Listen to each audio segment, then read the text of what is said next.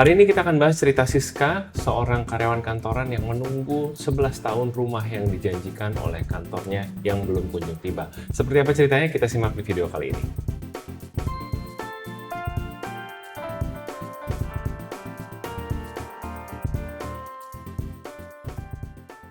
Hai guys, welcome back to podcast Samuel dan Claudia. Gue Samuel dan istri gue Claudia. Kami pasangan suami istri kantoran. Teman sharing kamu seputar karir, finance, and all about adulting. Di channel ini kalian akan temukan video-video seputar topik-topik menarik tadi. Jadi kalau kalian suka dengan apa yang kalian tonton hari ini, jangan lupa untuk subscribe, share video ini, juga komen di bawah untuk support channel ini. Jadi kami punya segmen namanya Tanya Kosen, yang kalian bisa juga ikut bertanya ke alamat emailnya tanyakosem@gmail.com. Di segmen ini kami membaca email-email panjang curhatan dari kalian para penonton dan mencoba menjawabnya dalam bisa dinikmati oleh banyak penonton lain gitu. Jadi kami jadikan konten video. Tentu saja nama aslinya disamarkan, lokasinya juga kami batasi ya supaya curhatnya tetap konfidensial. Ya, tapi kami terus-menerus buka email dan tiap hari buka tuh ada aja cerita-cerita menarik. Salah satunya seperti ceritanya Ibu Siska atau Mbak Siska ya yang kirim email baru-baru ini. Seperti apa ceritanya? Pertama kita baca dulu emailnya. Selamat sore, Kosem dan Ciklau. Aku dengan Siska, domisilinya di Batam. Sudah menikah dengan 2 orang anak dan saat ini bekerja di salah satu perusahaan di Batam. Sudah dari tahun 2015, artinya sudah 11 tahun lebih menjadi karyawan di sana. Perusahaan tempat aku kerja ini adalah perusahaan kecil dan juga perusahaan keluarga milik bosku.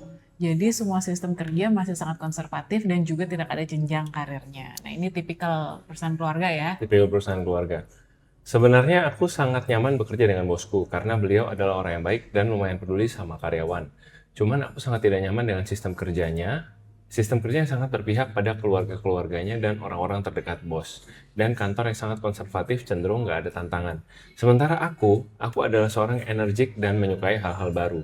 Yang membuat aku semakin jenuh suasana kantor yang lebih kepada politik daripada penilaian kinerja kita. Ya, makin jelas ya ini tipikal kantor keluarga yang Konglomerat. konglomerasi ya yang umum di Indonesia. Jujur, selama ini aku bertahan karena ada yang aku harapkan dari bosku. Selama ini karyawan-karyawan lama yang dipilih bos mendapatkan rumah dari bos. Jadi aku sangat berharap itu, apalagi posisiku adalah posisi penting yang memegang dokumen. Sehingga aku merasa aku pantas mendapatkannya. Saat ini aku tinggal di kompleks perumahan yang dimiliki bosku. Selain aku, juga ada beberapa karyawan yang mendapatkan fasilitas ini. Cuma 2 diantaranya sudah diberikan rumah atau balik nama ke nama mereka. Karena karyawan tersebut juga sudah lebih lama dariku. Dan posisinya adalah ya bagian-bagian penting ya di perusahaan tersebut. Tapi aku hanya menempati, belum ada tanda-tanda bahwa rumah itu akan diberikan atau akan balik nama kepada aku. Nah, sekarang aku lagi menimbang-nimbang apakah masih mau bertahan, apa memutuskan keluar. Karena tanda-tanda yang tadi soal rumah tidak kunjung datang, ditambah lagi gajiku saat ini masih kisaran 8 juta rupiah. Yang mana posisiku sudah menikah dan punya anak 2. Aku punya banyak mimpi untuk anak-anak dan keluargaku. Kalau memang aku nggak bisa dapetin rumah dan hanya harapkan gaji 8 juta per bulan, apakah tidak lebih baik aku pindah kerja saja? Apalagi usiaku masih muda yaitu 33 tahun. Ditambah suamiku selalu menstigmaku bahwa aku bisa dapatkan yang lebih dari itu. Ngapain aku harapkan dapat rumah gratis yang belum tentu terjadi? Lebih baik aku kerja di perusahaan yang bergaji 15 juta per bulan. Itu stigma dari suamiku yang cukup menggangguku. Karena jujur aku sudah berada di zona nyaman, apalagi perusahaan konservatif, sangat fleksibel dalam hal izin kalau nggak bisa masuk kerja. Misalkan aku butuh izin ketika anak-anak sakit dan sebagainya. Di samping itu aku juga udah menguasai pekerjaanku dan hal-hal di sekelilingku. Tapi di sisi lain aku juga ingin ada peningkatan hidup. Aku ingin bisa beli rumah, mobil, bawa anak jalan-jalan ke luar negeri, sekolah yang bagus dan sebagainya. Aku sedang memberi ruang pada diriku untuk meyakinkanku apakah harus tetap di sini atau mencari kesempatan lain. Aku mau belajar bahasa Mandarin selama 1 tahun dan targetku ya itulah ya dia ingin menggunakan bahasanya untuk upgrade karirnya di perusahaan lain. Kalau memang 1 tahun ke depan tidak ada inisiatif untuk dapat rumah dari bosku, aku berencana keluar Niko. Tapi sebelum itu aku mau membekali diriku dengan les bahasa. Apa yang harus aku lakukan? Beri aku masukan atau pendapat. Sabar ya Siska ya, 11 tahun di menunggu janji rumah ya. Bahkan bukan janji sih, belum ada asumsi atau melihat orang-orang lain yang udah lebih senior udah dikasih rumah. Tapi ya udah ya teruji sih selama 11 tahun ini dia sabar ya. Kayaknya kalau ngelihat secara gaji aja sih ya memang agak tidak cepat ya pergerakannya 11 tahun. 11 tahun 8 juta sih agak behind ya sebenarnya. Untuk white collar loh ya. Betul. Tapi ya untungnya ini Siska udah punya kerangka berpikir, dia udah tahu apa yang dia mau lakukan. Jadi kita mau coba bedah suratnya Siska ini, surat elektronik dengan beberapa part ya. Yang pertama kita mau bahas tentang akar masalahnya, yaitu harapan Siska yang nggak pernah tertulis. Jadi Siska tadi yang kamu bilang ya, dia bertahan berdasarkan asumsi, bahkan bukan berdasarkan janji apa-apa. Nah, bosnya nggak ada ngomong apa-apa. Bosnya nggak ada ngomong apa-apa, atau mungkin ngomong ya dia nggak ceritain sih ya, cuman kita cuma bisa asumsikan dari emailnya gitu. Kalau dari sudut pandang HRD, untuk janji yang sudah diucapkan pun di bibir bos gitu udah ngomong, tapi nggak ada hitam di atas putih, itu pun sebenarnya nggak ada ikatan apa-apa terhadap antara perusahaan dengan kamu, karena itu cuma janji manisnya bos aja. Ya udah, kamu cuma bisa percaya kebaikan hati dia sebagai manusia. Itu pertama. Jadi ini tuh tipikal dari company yang ya tadi yang kalau bilang konglomerasi, mungkin bosnya tuh one man show, dia bangun dari nol gitu. Nah memang dia menghargai loyalitas, ini budaya yang umum ada, tapi ini bukan kontrak. Sekali lagi, ini bukan sesuatu yang kamu masuk, kamu dapat di surat kontrak, benefit tahun ke-10 kerja, dapat rumah gitu. Itu nggak pernah dinyatakan secara eksplisit. Jadi anytime ini bisa berubah. Nah ini jadi pelajaran pertama nih buat kita yang lagi nonton, kalau kalian punya harapan di tempat kerja, please make sure itu harapan kosong atau benar-benar harapan yang kamu punya bukti hitam di atas putihnya. Itu mungkin point of view pertamanya. Oke, jadi intinya harus ngomong dengan jelas ya dari awal. Ya mungkin bukan dari awal lah, kalau kamu ada ekspektasi atau ada pemikiran tertentu gitu ya disampaikan aja, bos ini aku lihat sih ini udah kerja sekian terus dia dapat rumah katanya. Ya ini juga nggak tahu nih, makanya kamu juga harusnya ajak ngomong juga sih sama si orang-orang yang udah dikasih rumah ini. Itu gimana sih prosedurnya gitu kan? Prosesnya kamu udah kerja berapa lama, di tahun berapa, terus pembicaranya seperti apa ke bosnya, itu juga kan nggak diceritakan gitu loh di surat ini. Kalaupun nggak berani ngomong, itu masalah lain, yaitu budaya Indonesia yang sangat umum, Puhau budaya ise. sungkan. Budaya puhau ise ya. Puhau ise, apa tuh puhau ise? Itu nggak enakan, Nggak enakan, sungkan. Nah jadi ngomongin aja dengan jelas ke si bosnya. Nah kalau sama bos mungkin masih sungkan, menurutku sih bisa sih dicoba deh yang ngomong ke teman-temannya yang ya tadi itu yang udah dapet benefitnya itu gimana sih proses pembicaraan dengan si bos, berapa lama kamu kerja, bagaimana ini, apa iya beneran dikasih gitu ya 100%, atau mungkin nyicil murah, atau mungkin beli murah ya. Maksudnya kayak gitunya kan dari suratnya sih aku nggak mendapatkan informasi bahwa Siska udah ada clear information about that gitu. Kayaknya Siska juga cuma ngeliat doang, si A kok kayaknya dapat rumah gitu kan, si B kayaknya dapat rumah gitu. Nah itu selesai ya yang pertama. Lalu yang kedua, kita melihat kenyamanan yang dibayar Siska dengan harga yang sangat mahal. Maksudnya mahal gimana? Oke, Siska nyaman karena dia fleksibel. Dia punya bos yang cincai. Cincai itu maksudnya nggak terlalu ribet gitu ya.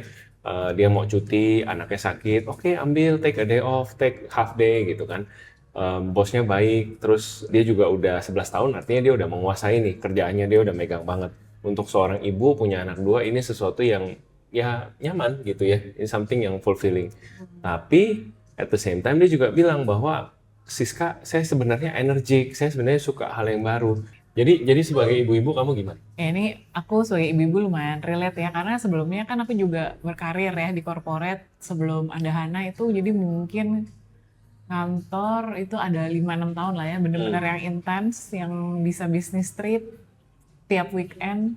Terus lembur tiap hari, pulang rumah jam 9, jam 10 gitu ya, paginya jam 6 udah berangkat kerja. Nah, memang jadinya berkembang banget tuh, ya kan? Berkembang secara karir, berkembang secara network, berkembang secara ilmu, experience, berkembang banget, nget gitu. Tapi memang jadinya ya nggak akan ada waktu buat diri sendiri. Dan waktu itu memang pas karena memang belum punya anak. Jadi memang ya udah bisa aja. Nah, setelah punya anak, udah berubah tuh prioritasnya. Kayaknya nggak mau lagi deh berkantor yang terlalu demanding, yang terlalu banyak kerja di luar, kerja lembur, kerja bisnis trip, karena pengennya ya lebih banyak waktu sama anak, lebih cari yang flexi time, yang bisa work from home.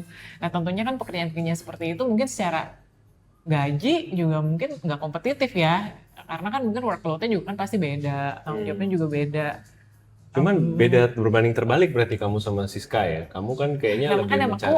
enggak, yang mau aku tanyakan ke Siska ini, Apa kadang-kadang tuh? kita we don't know what we want juga gitu. Maksudnya kita pikir aku selama ini mau mungkin apa ya, mungkin kan maybe gitu kan, we take things for granted yang udah kita punya hari ini, kayak kamu mungkin ya dengan udah lingkungan kerja yang nyaman. Tadi kan dia bilang udah nyaman ya, udah kenal sama sekelilingnya, semuanya nggak ada politik yang kotor di dalam kantor. Terus juga kerjanya fleksibel, bisa izin-izin. Sebagai ibu-ibu kan mesti ambil rapot, anak sakit. Mungkin akan banyak izin yang kalau misalkan kamu kerja di perusahaan yang let's say corporate yang rigid gitu ya, peraturannya itu mungkin agak susah. Tapi kan ini karena konglomerasi ya udah, kalau asal bos kasih ya udah terserah gitu kan. Kalau bos kan ngomong A ya udah semuanya Itu nurut aja gitu kan. Dari Tuhan. Iya. Nah, itu juga mungkin Siska harus rethink what is your priority right now gitu. Apakah mau kejar karir? Karena kalau mau kejar karir pasti ada yang harus dibayar dengan waktu yang habis pasti gitu ya, dengan fokus yang terpecah. Mungkin nggak bisa sebanyak itu spend time sama anak, itu apakah oke di musim hidup kamu sekarang? Ya aku juga nggak tahu ya, Agen anaknya kan udah umur berapa, apakah Dia nggak cerita. dia nggak cerita nih, apakah udah gede, udah mulai kelas 3, 4 SD ke atas gitu ya, yang memang udah lebih banyak main sama temennya daripada sama mamanya, atau yang masih kecil, yang mama masih perlu mama banget kan, masih usia SD kecil ke bawah gitu. Jadi ya ini juga coba Siska rethink again, what's your priority right now gitu. Well, it's good to grow yourself, tapi kayaknya ada musim hidup ya dimana kita harus memilih prioritas menurutku. Poin selanjutnya yang kita bisa observe dari suratnya Siska adalah gajinya ini disubsidi sama harapan bahwa suatu hari dia akan dapat rumah. Padahal sebenarnya kalau dilihat gajinya doang, menurutku ya Siska ini underpaid. Aku juga merasa iya demikian. Kan? 8 juta kerja 11 tahun, terus jadi tadi dia bilang dia banyak pegang dokumen penting. Aku nggak akan sebut lah dia dari departemen mana, karena kalau kesebut takutnya dicari, ketemu orangnya gitu kan. Cuman menurut surat Siska yang aku nggak bacain di sini, she holds a quite strategic position gitu. Dan sebenarnya gaji yang dia dapat itu masih di bawah market rate menurut aku ya. Jadi she deserve itu 8 juta mungkin gaji seseorang yang kalau di Jakarta ya kerja mungkin 5 tahun bisa dapat gitu. Kalau 11 tahun should be around the range of 15 to 20. Kalau on a good one, big corporation mungkin 20 gede lah. Tapi 15 on a 20 is sebenarnya reasonable. Tapi tadi kita lihat Siska itu holding on karena ini pinteran bosnya juga sih, dikasih rumah gitu kan, maksudnya ya, bahkan bosnya belum jadi apa-apa. Dikasih pinjem, maksudnya dikasih pinjem pakai, jadi kayak jadi nggak usah rem hilang lagi. beban untuk bayar kontrakan nih tiap bulan 2 juta tuh seakan-akan hilang, padahal sebenarnya itu 2 juta cuman nothing ya dibandingin. betul. Misalkan 8 juta tambah 2 juta ya, tadi duit kontrak kan 10 juta. Dan maksudnya hidupnya Siska kan jadi terlalu bergantung sama perusahaannya gitu loh. Kalau dia satu waktu, dia jadi susah kalau mau keluar, artinya gue harus mikirin nggak cuman untuk naik gaji, tapi juga naik gajinya itu harus bisa cover rumah, karena sekarang gue udah nggak ada rumah nih, gue harus kontrak rumah sendiri, jadi kayak double the problem gitu. Jadi ini emang dilema yang dihadapin sama Siska, dan mungkin juga teman-teman bisa belajar dari sini bahwa kalau kita dikasih rumah sama kantor itu jangan jadi oh ya udah kita memaafkan, kita melupakan kenaikan gaji kita melupakan progression karir kita, karena kalau nggak ya udah ini dari dalam 11 tahun akhirnya menurut aku ya, ini harusnya sudah 2 kali lipat dari angka yang Siska dapatkan saat ini. Sudah sekitar 16-an sampai 20, 15 sampai 20-an tadi. Jadi, dan sekarang ditambah sulit dengan dia jadi bergantung sama rumah yang dipinjamkan bosnya itu. So, ya buat Siska mungkin kalau kamu memang mau pindah kerja, ya pikirkan cara nutupin gapnya. Ya kan? Jangan karena emosi, I know we can all be very emotional sometimes, kadang ngikutin emosi, tapi jangan ambil keputusan ketika sedang emosi, apalagi ini keputusan menyangkut uang, menyangkut anak-anak, menyangkut masa depan keluarga. Paling enggak kamu pindah ke tempat baru yang masalah tempat tinggal kamu tuh ke solve gitu. Jadi kenaikan gajinya minimal setelah dihitung-hitung ya sisanya dapatnya sama nih 8 juta, tapi gue bisa cover kontrakan gue gitu. Dan itu harus dipikirin baik-baik dan matang-matang banget. Mm-mm. Dan sebenarnya kalau mau sounding cari kerjaan itu ya nggak apa-apa juga ya. Maksudnya sambil kerja sekarang, Siska mulai ya lempar-lempar CV aja. Maksudnya nggak usah nunggu udah bisa Mandarin dulu gitu Ya, atau bisa belajar bahasa something dulu gitu ya. Maksudnya sekarang nih ya cek-cek aja ombak kanan kiri. Aku betul. sebenarnya harga di pasar tuh berapa ya? Ya. Gitu. Taunya Tapi jangan belum. sounding ke dalam ya, Ya, jangan sounding ya ke mungkin bosnya. nggak ini sounding keluar. Maksudnya tanya ke perusahaan lain, cek-cek perusahaan lain kalau ada lowongan gitu kan, Hmm. iseng-iseng apply, terus lihat offernya berapa.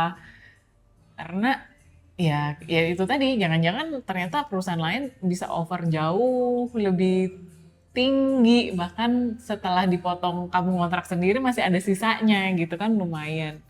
Jadi ini sih sesuatu yang menurut aku juga ya gampang ya untuk kalau pengen ngetes loh, pengen ngetes aja ya harga kamu di pasaran normalnya berapa. Tapi ya again, kalau kita ngomongin soal comfort zone dan lain-lain ya itu jadi susah ya. Ini maksudnya dari perspektif gaji aja nih Kak, untuk ngecek kamu sebenarnya well paid Iya, atau underpaid gitu. purely money based gitu. Iya, karena ya nggak tahu ya, maksudnya ini juga jadi agak out of the topic mungkin ya, tapi di usiaku sekarang yang 35, 36 itu aku banyak sih teman-teman yang udah jadi ibu-ibu dan mereka willing to be underpaid as long as the working environment-nya itu fleksibel gitu. Jadi nggak apa-apa, yang penting gue bisa work from home, yang penting gue bisa flexi hour, yang penting gue bisa dapat izin untuk anak sakit, untuk ambil raport, untuk antar dulu anak ke sekolah, jemput anak, nggak apa-apa, underpaid itu nggak apa-apa, itu ada bahkan banyak juga gitu. Jadi ya itu one thing that you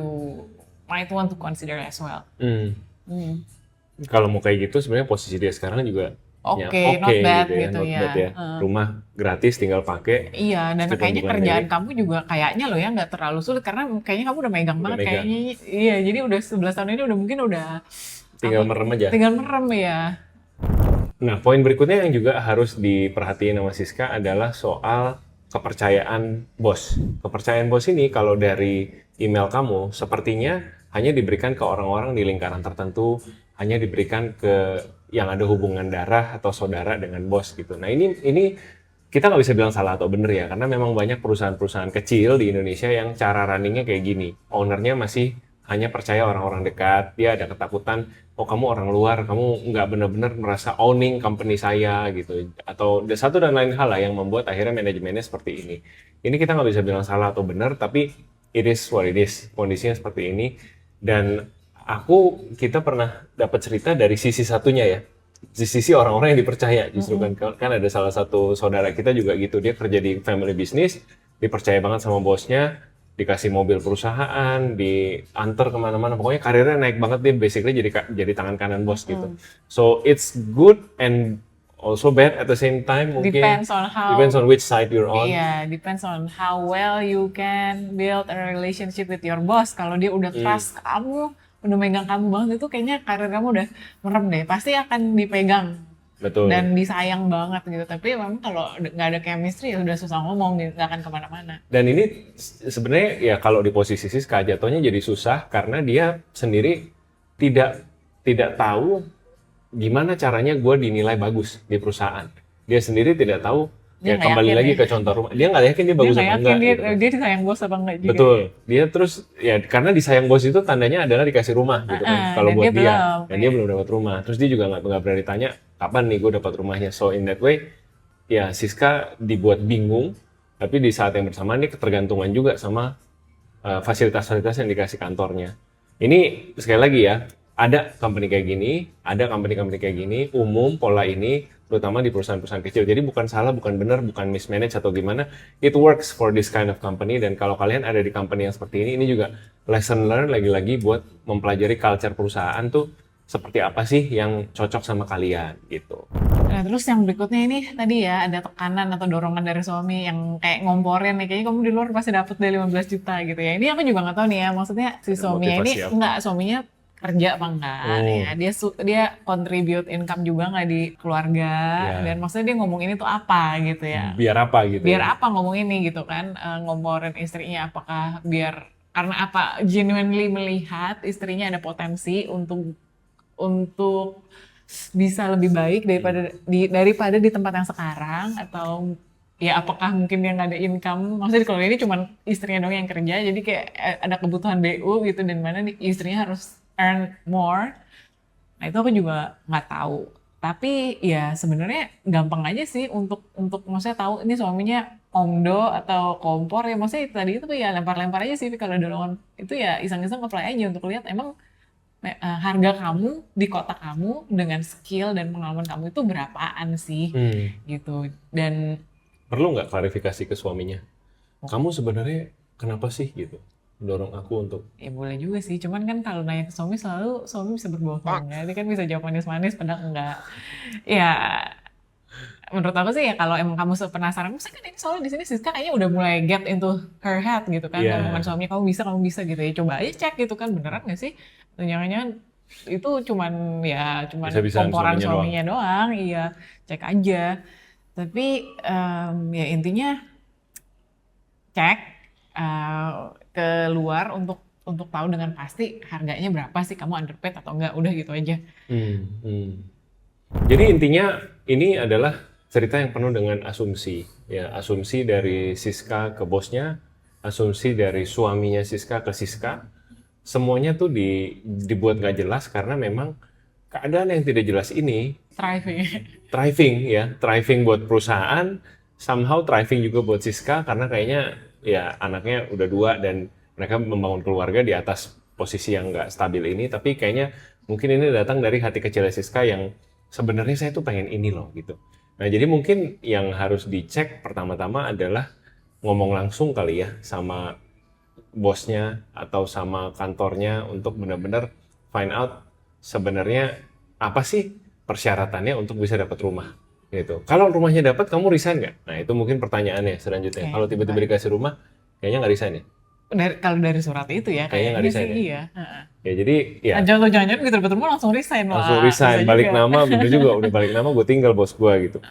So, tapi mungkin itu juga, itu retention tool. Bosnya ngelihat bahwa ini Iya, dokumen-dokumen iya. penting di Siska semua nih, dia jangan sampai resign. Tapi gue mau naikin gaji juga gue Males, nggak mau pelit gitu ya.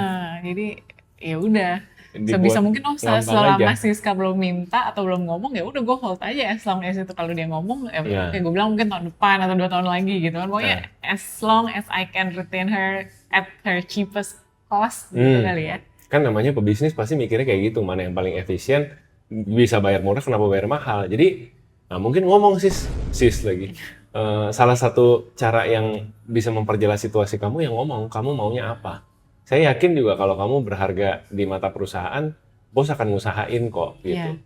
Tapi ya itu mungkin kalau pas ngomong ke bos juga harus ada ini kali ya, data gitu. Jadi mungkin ya tadi kalau aku sih jadi Siska, ini aku akan ajak ngomong orang-orang yang aku tahu dapat rumah ini gimana sih kamu dapatnya gitu kan, kerjanya berapa lama, ngomongnya berapa lama, apakah aku sudah cek di list tersebut gitu.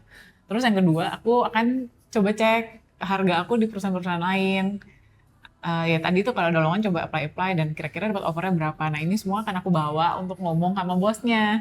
Bos ini tuh aku ngomong ya 2 poin. Yang pertama soal gaji. Aku ngerasa gaji aku underpaid karena aku dapat offer ini loh dari sebelah gitu.